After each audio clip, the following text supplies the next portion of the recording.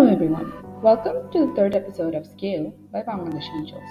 In this podcast series, we talk to entrepreneurs and investors who built and invested in businesses that have gone on to raise or generate revenues of millions of dollars, employ hundreds or more employees, and serve millions of users in order to unlock the secrets of scaling a company. In this episode, we have Adrien Barthel as speaker and Nishu Rahman, CEO of Bangladesh Angels, as moderator.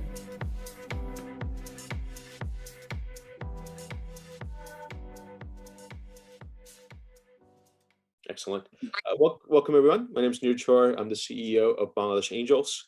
So Adrien Barthel, I hope I'm saying it right. Please forgive me if I'm not, is a co-founder of Sleek, Asia's leading corporate services platform with more than 5,000 SMEs under management in Singapore, Hong Kong, and Australia. Prior to this role, Adrien spent 6 years in the e-commerce space as CMO with Luxola, expanding in Southeast Asia, which was eventually sold to the LVMH Group in 2015, and with the Carrefour Group as their head of e-commerce in Indonesia. Adrien is also an active angel investor in Southeast Asia. Adrien, thank you so much for joining us. Welcome to Man. Thank you for having me. Absolutely, and it's our pleasure as well. So, with these conversations, we always like to kind of just get to know the person. And so just for the benefit of us in the room, could you tell us, where did you grow up and what did you aspire to be when you were younger? Okay, well, that's a very broad question, but very happy to share a bit of everything, and keep coming in the question. So I'm French, as you can hear with really my very bad accent in English, but I'm probably the least French person you'll ever meet. So I've actually lived a couple of years in France, but then we moved to South America with my parents. So since quite young, I was living in a really emerging market where there were tons of issues, but I was seeing also tons of creativity to tackle these issues from a very, very young age. And then we went back to France, where I did quite a classical, I would say, courses. So I went to business school, and to me, life and working in France was clearly not part of my plan, because I was seeing my country as a bit boring. There was no creativity with regard to business. So I decided to head east. So I did an internship first in China for 6 months. I really loved that really thriving economy back in and then after I went down south and I traveled for a bit in Southeast Asia. And what struck me is that back then actually Facebook was just arriving in Europe, and it was some kind of an elitist, I would say, like social media. So you had to come from an Ivy League, I would say, business school to be on Facebook. And in Indonesia, actually, my diving instructor asked me for my Facebook account. So I was like, what? And I realized that after, everyone in Indonesia was, connecting on Facebook, was sharing plenty of information and so on. So yeah, I took really a gigantic 2.0 slash in realizing that, Southeast Asia entirely was willing to connect even further and was really now addicted to these things. I mean, to mobile phones. Every Indonesian, owned at least one mobile phone, if not more. So actually, then I went back to France. I finished my business school, and I wanted to do things. So I wanted to work in e-commerce because I had started an e-commerce venture in France, but eventually failed. But I really learned that actually I wanted to, pursue in that industry. And second, I really had loved my experience in Southeast Asia. So I wanted to try to combine these two things, and eventually I found Carrefour. So Carrefour is a big retail company from France that has operations a bit around the globe, and eventually they had 80 stores in Indonesia, and I was sent there to basically build their first e-commerce platform for a grocery product. So that was really an eye-opening experience, and then after I embarked on a bunch of other more entrepreneurial experiences. So to get back to your question, so I aspire to be in a place or in a country where I could really be creative and come up with business ideas. And I really found that actually Southeast Asia was a great place to be in, to actually tackle basic problems in extraordinary circumstances. Back then when we launched when I was part of the founding team of Luxola, the level of technicity that we had at the very beginning was far below what you could actually see in Europe. But when you look at all the problematic, all the challenges that you face in Southeast Asia and India and Bangladesh, it's really like, something completely new. So, one has to be super creative to overcome these challenges and really like, build solutions that are customer friendly. So yeah, I aspire to, be in really like an interesting part of the world, which I'm still at. Doing interesting things in an interesting part of the world, especially when it's undergoing so many changes. I think we could all relate that, being in Bangladesh. So, just want to touch on your kind of precursor work before you ended up founding Sleek. And with Luxola, just curious, back, say 8-9 years ago, what was that kind of cross-border e-commerce landscape? What was it like? And what were some challenges did you face when it came to, say, infrastructure, or even, I'm also curious, how was consumer behavior back then compared to now? So I think the consumers were, in Indonesia, if I look at cosmetic, like the cosmetic landscape, so that's Luxola. So Luxola, was an e-commerce platform selling a high-end or mass prestige e-commerce brands in Southeast Asia, and I basically launched their operations in Indonesia. So I think Indonesia was really iconic to the phase of growth and development of the region back then in e-commerce. I think the biggest challenge and something that gave me a lot of gray hair was payments. Back then there was almost as many payment gateways as banks. There was no one consolidating everything. And of course, the credit card, penetration and the debit card penetration in the country was very, very, very low back then. So I think payments, were really one super hard field to tackle. And now we see, the booming fintech sector providing, wallets to whoever wants one. So I think, that's really an area where Southeast Asia has really exploded, literally overcome Europe. In Europe, it's not as easy to actually purchase something with your wallet. Europe is very much focused on Visa, Master, Amex, and just a few local initiatives. So there was really a leapfrog that actually happened, and I was really happy to be in that part of the world for that. And then after, I think also logistics was also very difficult. So Indonesia was is a 17,000 island country. Obviously, you want to serve as many customers. You need to work with distributors or logistic providers a bit everywhere. And I think, we did manage to send a couple of parcels to Papua. So by far the most remote area of Indonesia. And I think, we were quite proud to actually be able to serve a country, clients, even in the most remote areas, giving them, the ability to buy online and to buy products that they did not have access to before. And if I look at the market now, I'd say that the hunger for consumerism is still, as high as before. However, now everyone is a bit more picky when buying online. So they actually want quality. They have, most of them have gone through bad experiences in the past. So I'd say that, now the market and the game that you need to have is really to step up, two levels up compared to before when I was in the e-commerce space, actually, And so transitioning from B2C e-commerce to what you're doing now, which is very much a B2B platform for SMBs and SMEs, just curious about the origin story. I think if I remember, there was you kind of saw this interesting gap between how easy the rules are, but how difficult it is to deal with vendors. But maybe if you can enlighten us on how did Sleek actually come about? Yeah, so I reckon it's quite a unique story to go from selling lipstick online to then selling accounting services. So it all starts with the frustration of me being a client of many accounting firms, and me just losing my hair. These guys that actually were doing everything on paper, not providing me a transparent pricing, and whenever I was actually suggesting some ways to improve the service quality or the customer experience, I was basically told, look, you're 30 years old, I've been in the industry for 40 years, so you just stick to my rules, or the door is there and just leave my office.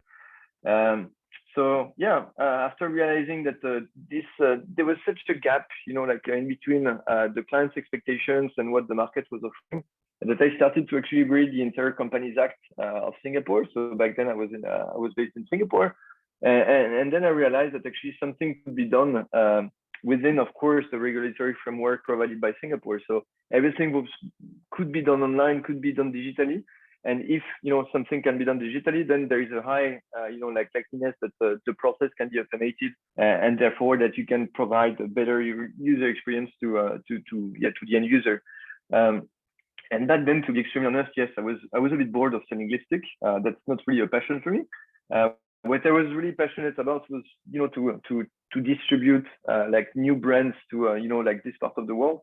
It was a really fun experience for 5 years, but I was really happy into like the B2B pool for two reasons. The first one is that B2B or B2C, like the way you're selling things, it's exactly the same. You need to like sell USPs, like unique selling propositions of a product, whether it's lipstick or like a bookkeeping service.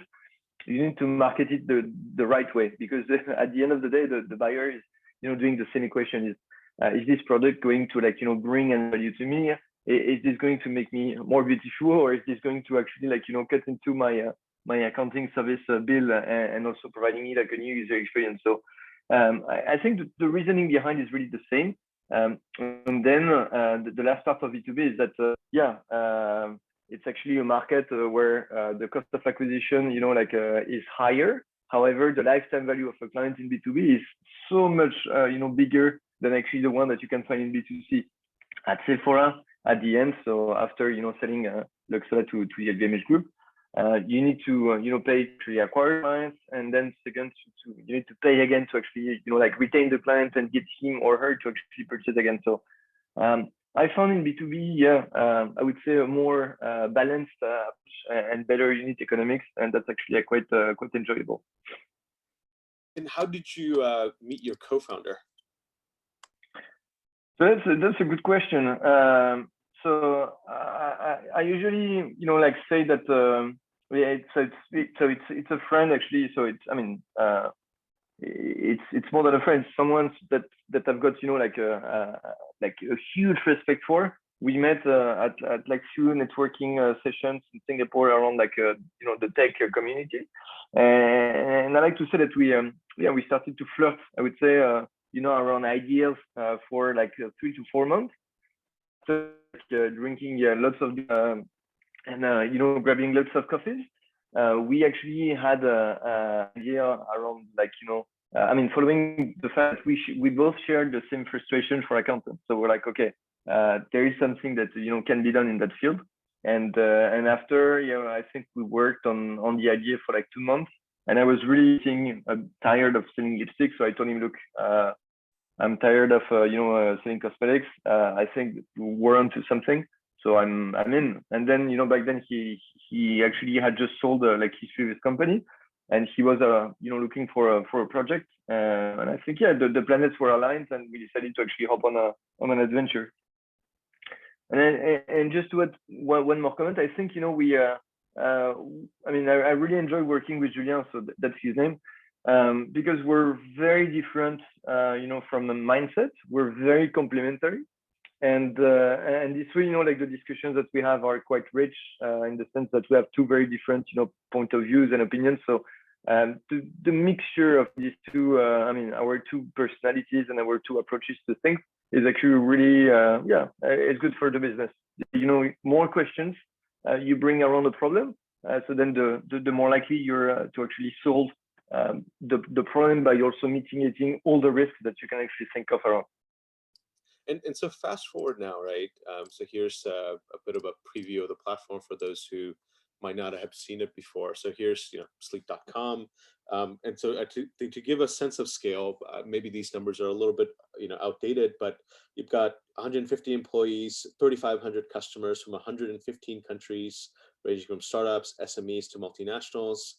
In 2020, customers generated over 1.26 billion Singapore dollars in total paid up share capital. And then in terms of the fundraising side, I think you raised $11 million from institutional and notorious entrepreneurs, which I love, based in Singapore and Hong Kong. So yeah, I mean, to get there, so we get the origin story, and then to get to kind of where you are now, and obviously where you're going. I'm always curious about, how do entrepreneurs get started, right? So you're having these coffees, you're having these discussions, you know the pain point. How did you go about, I think, testing and validating your idea? Yes. So you were asking about the key pain points around what we do, correct? The process of, I guess, just getting started, right? Sorry. Okay. Once you've identified that pain point, how do you go about testing and validating? Okay. Yeah. So my co-founder and I we're not engineers. We're not tech guys. We're just we were just frustrated people, by accountants and company secretaries. So we decided to just focus on the first pain point that we had, and this first pain point was that incorporating a company in Singapore was a pain because it was paper-based. So we decided to actually build a model, a digital one, allowing you to actually register and incorporate a company. Registering a company is made of two things. The first one is filling in information into documents, and after circulating these documents, for signature. And then after, yes, you need someone to actually do the filing at the company registry. So what we did at the very beginning was to build an MVP around forms to fill, and then after, just connecting these forms to templates of documents, allowing you to register a business. So that's how we started. The very, very, very first platform of Slick was really shameful because it was just a very dirty and ugly form, but it was working. So the information that you were inputting was directly sent into a template, and then the template was automatically being circulated to the shareholders and to the directors of the company that you wanted to register. And after, we were doing the filing manually at the company's registry's end. But at the end of the day, you as a client, all you care about is that you have a digital, a front, and you're just inputting, your data from your phone or from your laptop. That's literally the first pain point that we cracked. And then after, of course, we started to iterate around that platform. After we got around 100 to 150 clients, I did the selling process of all first 300 clients, and it was really a gold mine for us to really understand the dynamics around the company, around registering a company when you're an SME owner, when you're a startupper, when you're an investor looking at building a holding or a special purpose vehicle. So all these personas have very different aspirations and also very different knowledges around companies incorporation and also governance. So we had to really deal with all these three personas and build just a one single process that could fulfill all their needs, and also of course to remain compliant. So that's how we got started. We very at first we built the form and all this so-called basic automation, and then after we went on to more fancy things after raising a bit of money. We raised the first round of $500,000 thanks to the very ugly MVP that we had, because we had proved that there was a market for online incorporations. And that's our very basic and very bad MVP, was actually solving, the pain point of hundreds of entrepreneurs that we had spoken to, and that were all frustrated by their service provider. So that's literally how we got started, how we got the mean to start rotating. And then after, I'd say that we embarked onto an accounting journey, because all our clients were asking us the same thing, oh yeah, that's great that you guys helped me to register my company, but now I've got transactions, I need help on accounting. So do you have some kind of automated things or digital experience for us? At the very, very beginning, we were saying no, because we wanted to focus only on the company registration and the governance. So basically managing the admin of your company. But one has to stop being fool after receiving dozens and dozens of requests around oh yeah, please become my accountant. So eventually, like around mid 2018, we started to offer accounting services, and since then, actually, the accounting, let's say, business unit is actually now bigger than the company's incorporation. So it's actually really interesting for us to now play on both fields. At the end of the day, the data that we have is of a huge like value for us. We basically have the governance data of a company. So you can see it as the skeleton. And then second, the accounting data. And with the accounting, you have like pretty much like the ratio between the muscle and the fat of the company. You know exactly what's happening inside the body, and you know how healthy or how unhealthy the company is.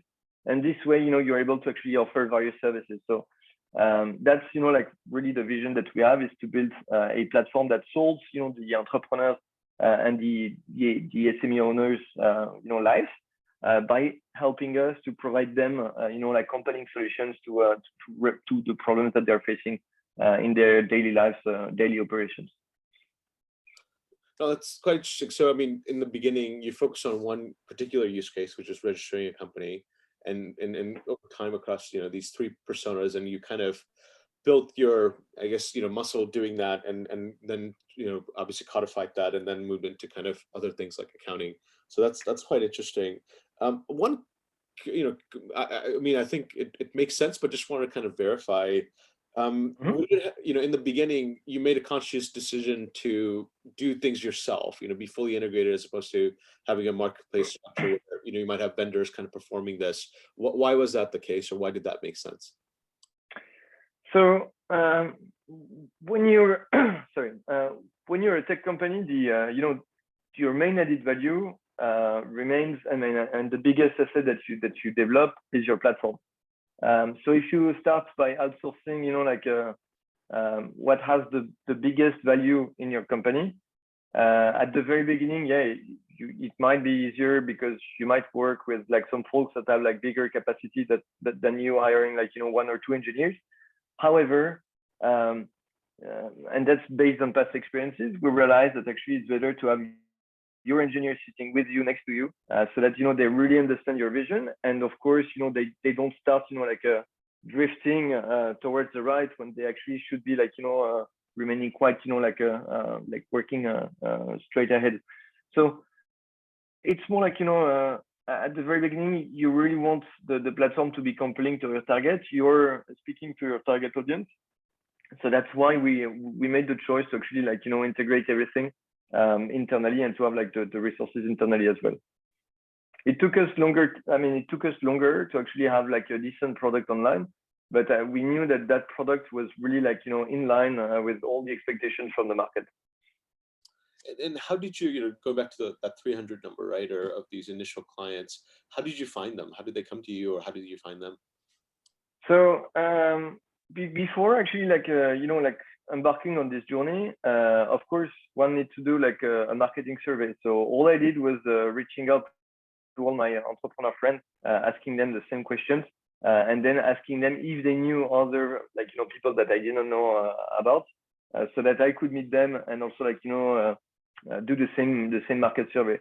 So I'd say that roughly the first 100 clients that we had were actually subjects that we spoke to in our marketing survey. So that was like really the starting point, and then after it was LinkedIn. We were just like reaching out to like casually reaching out to entrepreneurs because we knew that our solution was working. And then after, the fact that our product was really like in line and with the aspirations, or with the issues that our target audience was experiencing, then we really converted these, let's say, few hundred clients as hardcore lovers of Slick, and then the referrals actually started to kick in.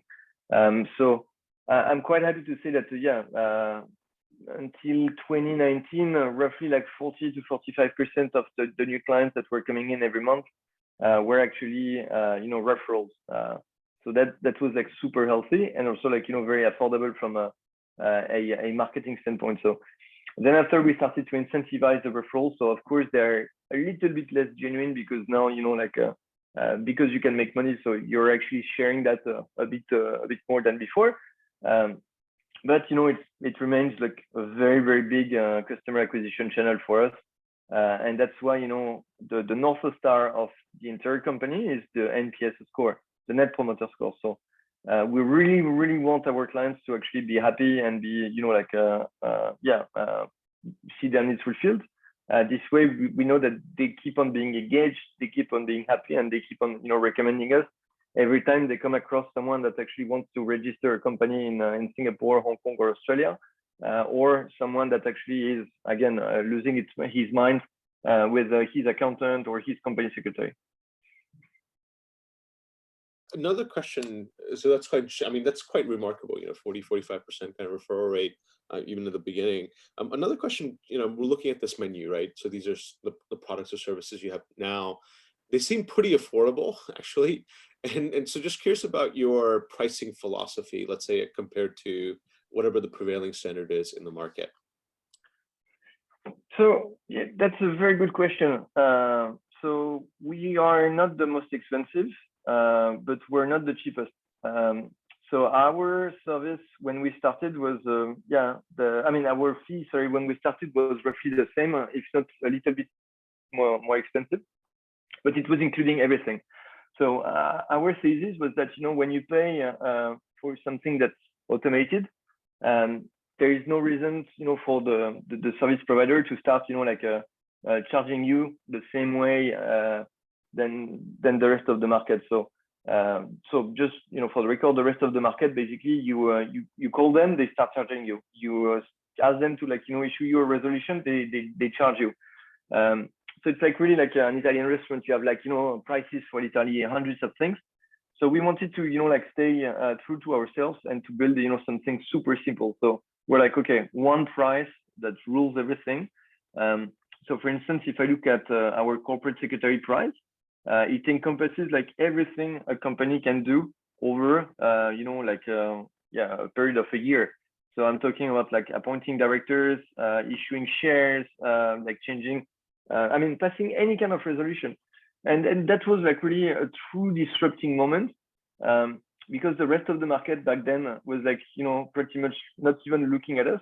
And now they're all switching to that kind of pricing because they see the wind actually changing, and they see that the clients now are realizing actually that, hey, why am I paying you for every time I'm calling you? Why do you charge me stationaries fees? Why? I know that you're just producing resolutions that are quite simple. Why are you charging me hundreds of dollars? So on our end, everything is automated. So our cost of production behind that is actually quite low. So that's our thesis. So bring down the price as much as you can, so that you can actually make benefits that price of that pricing most of people on the market. So we're not the cheapest because we still want to be able to provide a decent service after you become a client. So with customer success, people that are knowledgeable about any kind of operation that you can do, and second also making sure that we deliver on time and we deliver quickly. So that's why I don't think we'll deliver the service for free, but if we actually want to be more aggressive, that's definitely something we can actually do. Another question I had, I remember reading an interview with you saying that, A/B testing is what dominates your life, or has it for the past 7 or 8 years. And so just curious, maybe the origins of these different products or services. I know you've also recently unveiled this really interesting product called Sleek Sign, but maybe using that as a case study, how did you go about, one, seeing the need for it, second, testing it, doing A/B testing, etc.? So Sleek Sign is an interesting story. We basically, so as I said earlier, our job as company secretaries is made of two things. So generating documents and then passing them for signature.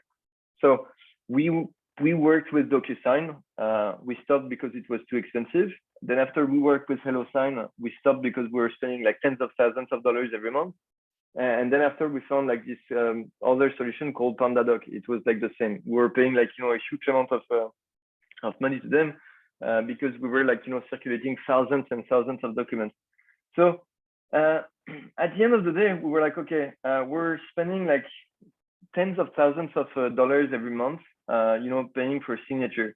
Why don't we look at, like building our own and just like, spend, 20K in engineers for like the next 6 months and have like a really great tool that we can actually, use for our own operations, and that then also we can actually give to our clients. And that's, how we got started with SlickSign. So it took us, I think, 3 months to have like, a first prototype, and then 6 months to have a decent solution. So today we work on SlickSign. So all our operations are, like using our proprietary technology.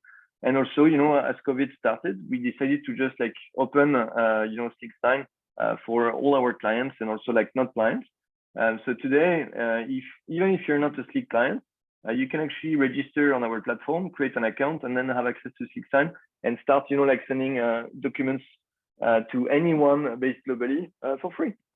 And SlickSign is the first so free, unlimited, and legally binding solution. So we have the same level of security and data encryption as DocuSign or HelloSign. It's just that we have a little bit less features on our platform, but we have a very, very solid roadmap on improvement. So what actually made our life based on A/B test is that obviously like how do you grow? And growing is not always like spending more money on marketing. So it's just like looking at your website, for instance. Like I'm just going to like change that button to see whether it actually performs better if I get more clicks, if I get more and more signups, and so on. So that's like the way for you to find initiatives. So SlickSign was a big A/B test. Like, are we able to like make our own digital signature tool, and then second, are we able to use it as a lead acquisition engine? Sorry, and yes, the answer is simple. The minute you actually like have members on SlickSign that start actually using your technology, then you engage a discussion with them. They then trust your platform, and then they then start to think, okay, like how about if I transfer my accounting to Slick, if I start trusting them for also my governance. So that's again like triggering a discussion by offering various solutions. Yeah, I'm only smiling because my team knows we use DocuSign for hundreds of documents a month as well. So maybe SlickSign makes sense as an alternative. Maybe we'll take you up on that. Yeah, you can really like cut your costs by 100% with us. So yeah, well, stay tuned. But another question. So as you get bigger, right? So as you get thousands of customers, and going back to those three main personas: SME, startup, and then enterprise or large enterprise. But there's you can go even more granular, right? Depending on the location, Hong Kong versus Singapore, depending on the industry, depending on the firm size. So how do you start prioritizing who to optimize for? Very good question. So I think like if there is one thing that we do very well, it's to stay pragmatic, to look at like where are we generating like sales, like the biggest like audiences in terms of like sales driving. So I'd say that you look at the pool size. So how big is like that audience in particular, and then how high could be like the lifetime value or the average basket for a first transaction with that population.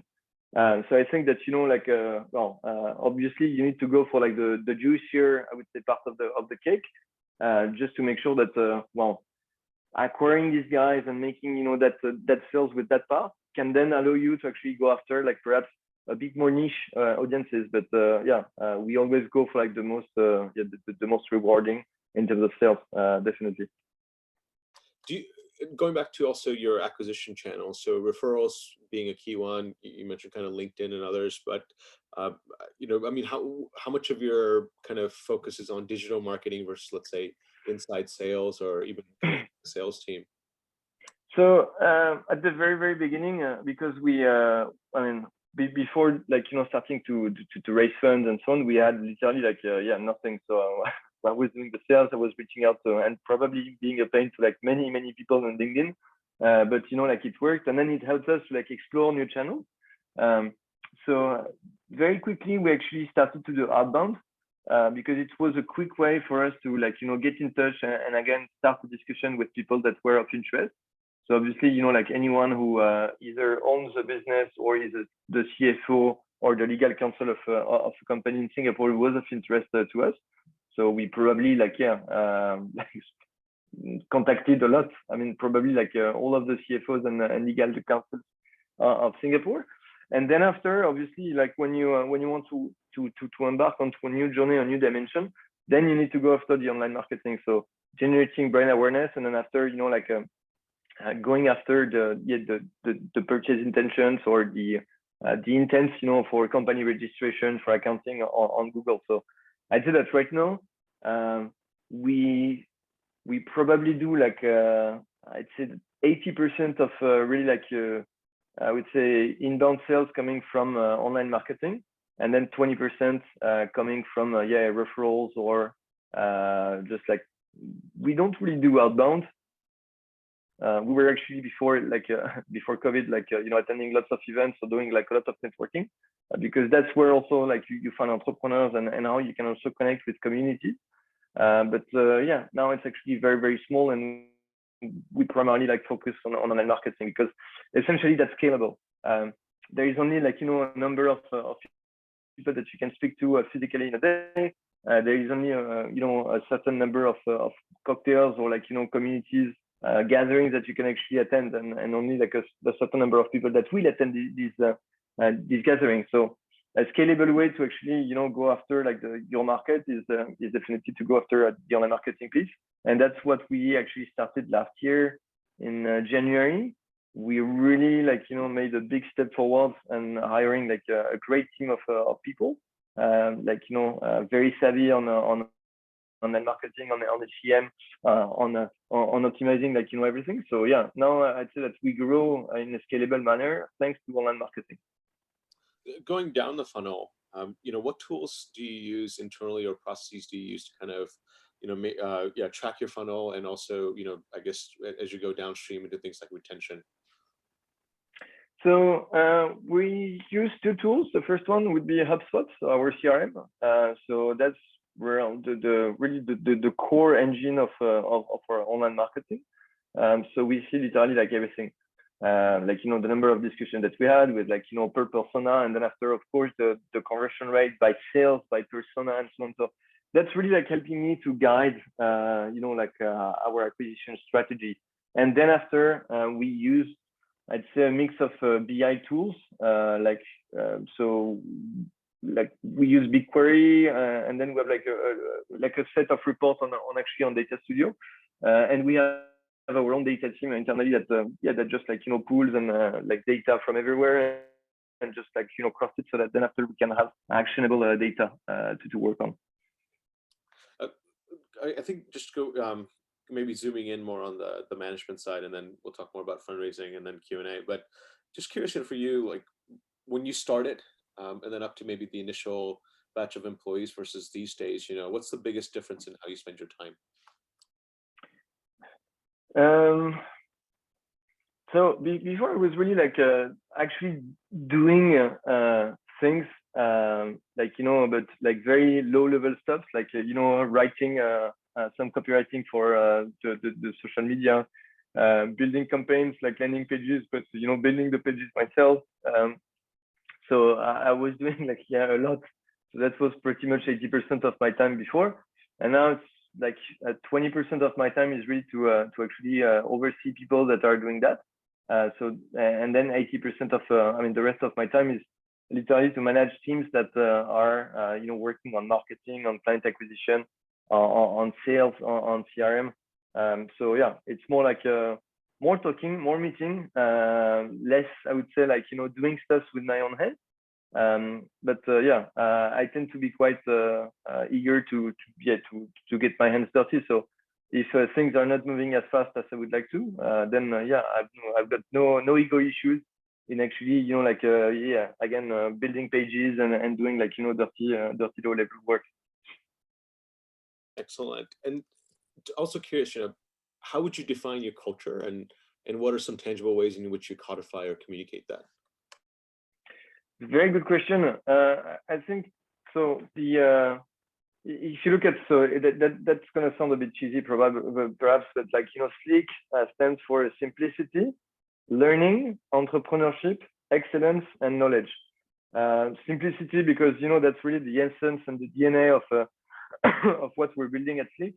Learning, because we like to fail, but we learn from that, so we don't fail like twice the same way. So we're very creative at failing, actually. Entrepreneurship, because we are all entrepreneurs. We're all here to and we're confident enough to actually tackle extraordinary problems to actually make the lives of others easier. Excellence, because we deal with accounting and admin, so if we screw up, then that can have like big consequences. So excellence is actually like applied everywhere. And then knowledge, kindness. The K stands for kindness, and that might sound a bit for certain people, but yeah, we're kind to each other. We're kind to our clients. We're not assholes. We're not here just to take the money and then to run away. And I think that that's really like one of the values that everyone, whether a client or like a speaker, will actually relate to. We're nice guys. We're here to actually get have you to spend more time building your business rather than to just focus than to lose your mind on trying to do your accounting or your admin. Got it. And then on the fundraising side, right? So once again, you mentioned kind of earlier in the conversation about how your initial 500K was based on this MVP.